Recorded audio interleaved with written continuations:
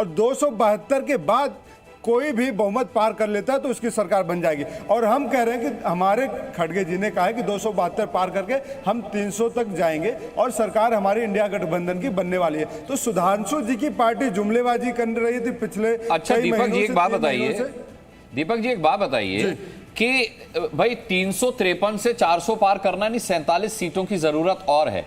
अब 53 सीटों पर कांग्रेस है, कितना ज्यादा आप बढ़ाते हैं नंबर इसका? क्योंकि देखिए समाजवादी पार्टी का नंबर आ गया 50+ का, तो कांग्रेस की कितनी सीटें आने वाली हैं इसमें? अनुराग जी मैं सबसे एक स्पष्ट बात कर दूं, भाजपा ने चुनाव लड़ा है जुमलों में और विपक्ष ने, इंडिया गठबंधन ने, कांग्रेस ने चुनाव लड़ा है मुद्दों पे। पर ये आरोप तो आपके ऊपर भी लग रहा है भटकाने का, कहा जा रहा है अटकाते लटकाते भटकाने वाली सरकार। आप कह रहे हैं कि साहब ये आएंगे तो ये संविधान बदल देंगे, क्या ये मुमकिन है? क्या ये भ्रम नहीं फैला रहे? देखिए शोभना जी, सबसे बड़ी बात है, हमने बेरोजगारी की बात करी, हमने महंगाई की बात करी, हमने अग्निवीर की योजना की बात करी, हमने महिलाओं के सम्मान की बात करी, लेकिन भाजपा ने क्या किया, सुधांशु जी की पार्टी ने क्या किया? इन्होंने मंगलसूत्र की बात करी, मणिपुर पे बात नहीं करी, महिला की बात नहीं करी, इन्होंने भैंस बकरी भेड़ की बात कर ली, सारी चीजों बात कर ली, लेकिन इन्होंने ये नहीं बता पाए कि नौकरी कब देंगे। तो सुधांशु जी की पार्टी का जो पोल है ना वो खुल चुका है, ढोल फट चुका है और देश की जनता समझ चुकी है कि नरेंद्र मोदी 10 सालों में सिर्फ जो बयानवीर बनते थे वो अग्निवीर बना के देश को चले गए। चलिए जवाब ले लेते हैं, इनका जुमला अब नहीं चलने वाला है। ठीक है सुधांशु जी। मेरा मानना है चुनाव समाप्त हो चुके हैं तो हमारे कांग्रेस के प्रवक्ता महोदय को चुनावी मोड से बाहर आकर एग्जिट पोल पे जवाब देना चाहिए। चलिए, आप जो खड़गे जी दावा कर रहे हैं, तो मैं आज पूछना चाहता हूं कि उन राज्यों में जहां हमारी स्थिति बहुत अच्छी नहीं मानी जाती, केरल में, अब मान लीजिए लेफ्ट और कांग्रेस मिल के जीतेंगे कुछ सीटें, तो आपस में तो जम के लड़ाई है। तो भैया ये केरल के लड़ैया दिल्ली के खेवैया कैसे बनेंगे, जरा ये बता दीजिए। पंजाब में आम आदमी पार्टी और कांग्रेस में, दिल्ली में प्यार है और पंजाब में जूतम पैजार है, तकरार है। तो ये एक दूसरे को आरोपों का हार पहनाने वाले पंजाब में जोड़ दिया संख्या की एक। अब बताइए, बंगाल में दीदी आपके खिलाफ है, सीटें आपकी तो इक्का दुक्का भी आने का चांस नहीं है, कुछ एक सीटें उनकी आएंगी, तो वो साथ कैसे होंगे? आज इस पे जवाब दीजिए ना। लेकिन दीदी तो कह रही हैं, अभी टीएमसी के गेस्ट हमारे साथ जुड़े हुए हैं, वो ये कह रहे हैं कि अगर इंडिया गठबंधन की सरकार आती है तो हम अंदर आए सरकार में, चाहे बाहर से आए, हम साथ हैं।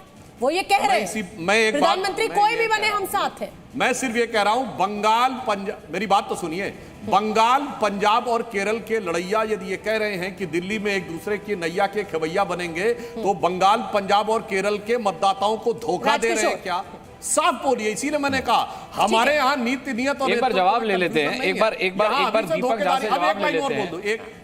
एक लाइन और पूरी बात कर, अनुराग जी एक लाइन पूरी, एक लाइन में। राजकुमार भाटी, अभी हमारे सपा वाले मित्र बैठे हो, राजकुमार भाटी एक लाइन में बोल दूं तो उसके बाद राजकुमार जी भी बोल देंगे। मात्र 6 महीने पुरानी तो बात है राजकुमार भाटी जी, जिस जमाने में कांग्रेस ने इनके लिए कहा था, समाजवादी पार्टी के लिए मध्य प्रदेश चुनाव में, कि चिरकुट पार्टी है, और समाजवादी पार्टी ने कहा था चालू पार्टी है, और कांग्रेस ने कहा था अखिलेश व अखिलेश।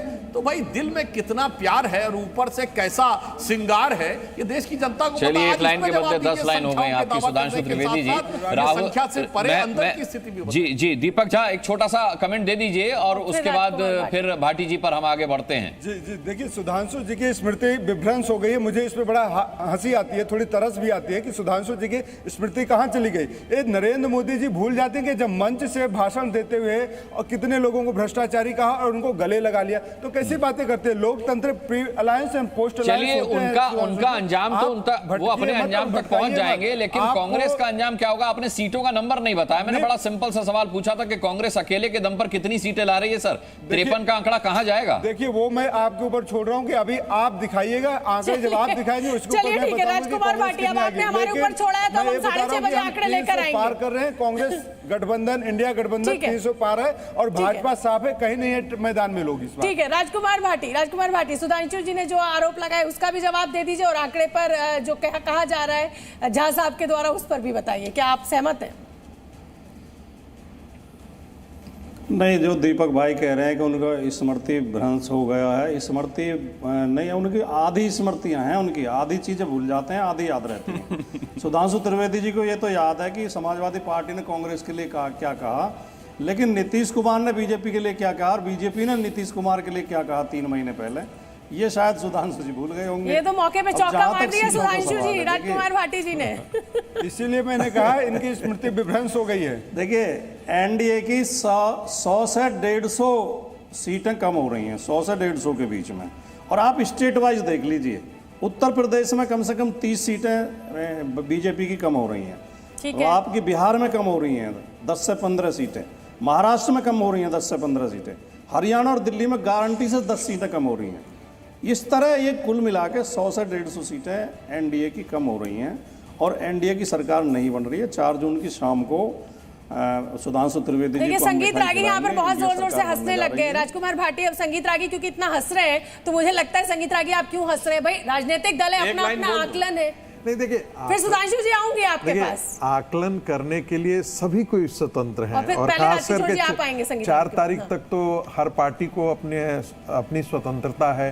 कल तक तो यही लोग कह रहे थे, कल तक कांग्रेस पार्टी से ही आ रहा था कि हम लोग ये टीआरपी बढ़ाने के लिए एग्जिट पोल में भाग नहीं लेंगे, क्योंकि सारे एग्जिट पोल तो हमको पता है पहले ही से दिखाने वाले हैं कि 300 पार 400 पार दिखाने वाले हैं। अब एकाएक उनको पता नहीं कहाँ से कौन सी बुद्धि आई कि उनको लगा कि नहीं, हमको अपने प्रवक्ताओं को भी भेजने चाहिए। सच्चाई तो ये है कि जो अभी संदीप जी ने कहा था कि भाई जो भारतीय जनता पार्टी से जो छीन रही है वो भारतीय कांग्रेस ठीक है, पार्टी एक का राजकिशोर गेम जी से भी छोटा सा रिएक्शन लेकिन ले लेते हैं, फिर वो प्रत्युष के कहाँ पास भी गेम जाना हो होगा रहा एक है? बड़ी बड़ी खबर के लिए। राजकिशोर जी। मैं बड़ा सा रिएक्शन दे दूंगा आपको। अच्छा ठीक है, तो चलिए जल्दी से मेरे सहयोगी प्रत्युष हमारे साथ जुड़े हुए, प्रत्युष का रुख कर लेते हैं। बताइए प्रत्युष, क्या कुछ खास आप हमारे दर्शकों को बताने वाले हैं? देखिए सबसे खास तो यह है कि 542 सीटों का ये महासमर है और बीजेपी के लिए गेम चेंजर क्या होगा वो आपके सामने तस्वीर रख रहे हैं। देखिए गुजरात राज्य की बात कर लेते हैं, कुल 26 सीटें बीजेपी 26 सीटें जीत कर आई थी। ये 2000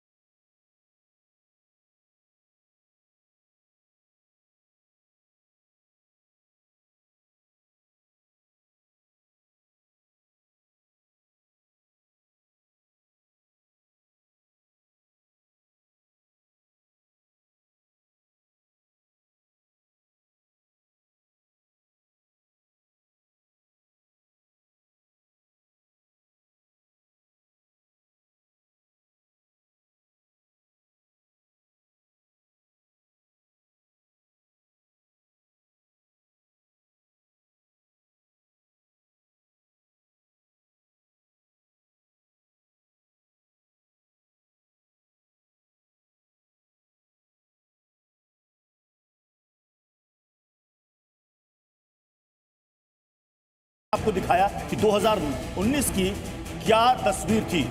चलिए वापस चलते हैं सीधे। बिल्कुल। शोभना और अनुराग आपके पास। बिल्कुल प्रत्युष, देखिए आपने धड़कनें बढ़ा दी हैं विपक्ष की 2019 का आंकड़ा दिखाकर। विपक्ष मानकर बैठा हुआ है कि 2024 में ये तस्वीर बदलेगी और मल्लिकार्जुन खड़गे ने तो 295 का आंकड़ा भी दे दिया है। मेरे साथ स्टूडियो में भी गेस्ट मौजूद है अनुराग, मुझे लगता है कि अब जल्दी जल्दी देखिए बड़ी उससे खबर आ पहले गई बड़ी है। खबर बता दें कि आखिरी दौर के मतदान के साथ साथ अब सभी पार्टियां अपना अपना नंबर बता रही हैं। बीजेपी अध्यक्ष जेपी नड्डा ने एक बार फिर 400 प्लस का दावा किया। बिल्कुल हमारे साथ बातचीत करने के लिए हैं बीजेपी के राष्ट्रीय अध्यक्ष जेपी नड्डा जी। सर आपके चेहरे से लग रहा है कि कुछ राहत है, क्योंकि 7 फेज का चुनाव खत्म हो चुके हैं, वोटिंग खत्म हो गया। पिछले 3-4 क्या कहें पिछले 6 महीने से स्ट्रेटेजी बनाना हो, मीटिंग करना हो, रैलियां करना हो, उससे कम से कम ये लग रहा है कि अब एक काम पूरा हुआ। जी बिल्कुल। एक वैसे तो प्रधानमंत्री मोदी जी के नेतृत्व में जब हम काम करते हैं तो 24/7/365 हर दिन हर पल काम करते हैं। और पार्टी भी उसी तरीके से उनके नेतृत्व में काम करती रही है। आज जब चुनाव समाप्त हो गया है तो संतोष भी होता है और सब जगह सब दूर लोग मोदी जी को चाहते हैं और तीसरी बार प्रधानमंत्री बनाने के लिए आतुर हैं। सर, बीजेपी और एनडीए आप लोगों ने 370 400 पार, आपको लगता है कि 7 फेज के चुनाव के बाद इंडिया, भारत की जनता बीजेपी और मोदी जी को तीसरे टर्म के लिए पूरी तरह से तैयार है? बिल्कुल, वो तो साफ लिखा हुआ है कि प्रधानमंत्री मोदी जी के नेतृत्व में लोग आतुर हैं तीसरी बार उनको प्रधानमंत्री बनाने के लिए। जो आप लोगों ने 6 महीना पहले से अनुमान लगाया है, रणनीति बनाई है, एग्जैक्ट फिगर 4 तारीख को 12-1-2 बजे तक वही बिल्कुल क्लियर हो जाएगा। लगभग कितना सर? हम 370 क्रॉस कर रहे हैं और 400 पार एनडीए करेगा। सर, आप लोग जनता से संपर्क करते हैं, अगर प्रधानमंत्री जी की बात करें, जैसा आपने भी कहा, रैलियां, रोड शो, जनता के बीच में जाने के बाद अब वो ध्यान योग कर रहे हैं और वहाँ पर जहाँ पर आचार्य नरेंद्र थे, ये विवेकानंद, उसको भी खड़गे जी हो या कांग्रेस या दूसरे लोग ड्रामा करते हैं और कह रहे हैं कि आज जो वोटिंग थी उसको प्रभावित करने के लिए किया गया। जिन्होंने जिंदगी भर ड्रामा किया हो उनको दूसरे भी ड्रामा ही दिखेंगे ना, उनको तो यही दिखेगा। वो क्या जाने अध्यात्मवाद क्या होता है। तो देखिए अनुराग, जेपी नड्डा ने 370 पार की बात की है, 400 से थोड़ा सा 30 सीटों से पे कम आए हैं अभी। और आपने जेपी नड्डा राष्ट्रीय अध्यक्ष वो बीजेपी की बात कर रहे हो, एनडीए 400 पार कर दिया उन्होंने। बिल्कुल। और